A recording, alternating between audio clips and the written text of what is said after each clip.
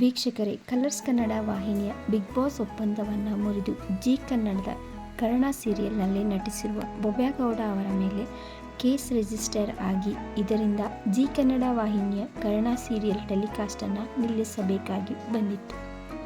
ಇದರಿಂದ ಪ್ರೇಕ್ಷಕರಿಗೂ ಕೂಡ ಬೇಸರವಾಗಿತ್ತು. ನಟಿ ಬೊಬ್ಯಾಗೌಡ ಮೇಲೆ ತುಂಬ ಆಕ್ರೋಶಕ್ಕೆ ಕಾರಣವಾಗಿತ್ತು.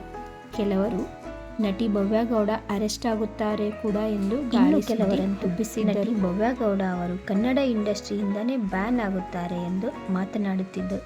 ಹೀಗೆ ಜನರು ಒಂದು ಸಿಕ್ಕರೆ 108 ಮಾತನಾಡುವುದಕ್ಕೂ ಒಂದು ಫುಲ್ ಸ್ಟಾಪ್ ಬಿದ್ದಿತ್ತು.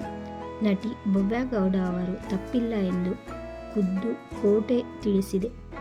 ಅಷ್ಟೇ ಅಲ್ಲ, ನಟಿ ಬೊಬ್ಯಾಗೌಡ ಮೇಲೆ ಹಾಕಲಾಗಿದ್ದ ಈ ಒಂದು ಕೇಸ್ ಕೂಡ ನ್ಯಾಯಾಲಯ ಇವಾಗ ರದ್ದು ಮಾಡಲಾಗಿದೆ ಎಂದು ಹೇಳಿದೆ.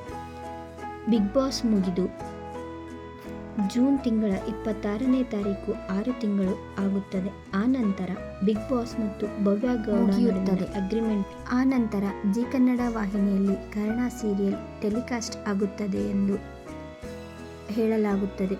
ವೀಕ್ಷಕರಿಗೆ ಇದು ಸಿಹಿ ಸುದ್ದಿಯಾಗಿದೆ. ನಟಿ ಬೊಬ್ಯಾಗೌಡ ಅವರು ಕನ್ನಡ ಇಂಡಸ್ಟ್ರಿಯಲ್ಲೇ ಇರುತ್ತಾರೆ. ಅವರು ಬ್ಯಾನ್ ಆಗಿಲ್ಲ. ಇನ್ನು ಮುಂದೆ ಕನ್ನಡ ಇಂಡಸ್ಟ್ರಿಯಲ್ಲೇ ಅನೇಕ ಪಾತ್ರಗಳಲ್ಲಿ ಮಿಂಚಲಿದ್ದಾರೆ. ಜಿ ಕನ್ನಡ ವಾಹಿನಿಯಲ್ಲಿ ಪ್ರಸಾರವಾಗುವ ಕರ್ಣ ಸೀರಿಯಲ್ನ ಬಗ್ಗೆ ವೀಕ್ಷಕರು ತುಂಬ ಕಾತುರರಾಗಿದ್ದು, ಈ ಒಂದು ವಿಷಯ ವೀಕ್ಷಕರಿಗೆ ಬೇಸರವನ್ನುಂಟು ಮಾಡಿತ್ತು.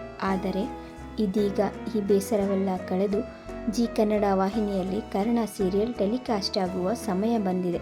ವೀಕ್ಷಕರೆಲ್ಲರೂ ಅದನ್ನು ನೋಡಲು ಕಾಯುತ್ತಿದ್ದಾರೆ. ಸಪೋರ್ಟ್ ಮಾಡಬೇಕೆಂದು ಕೇಳಿಕೊಳ್ಳುತ್ತೇನೆ.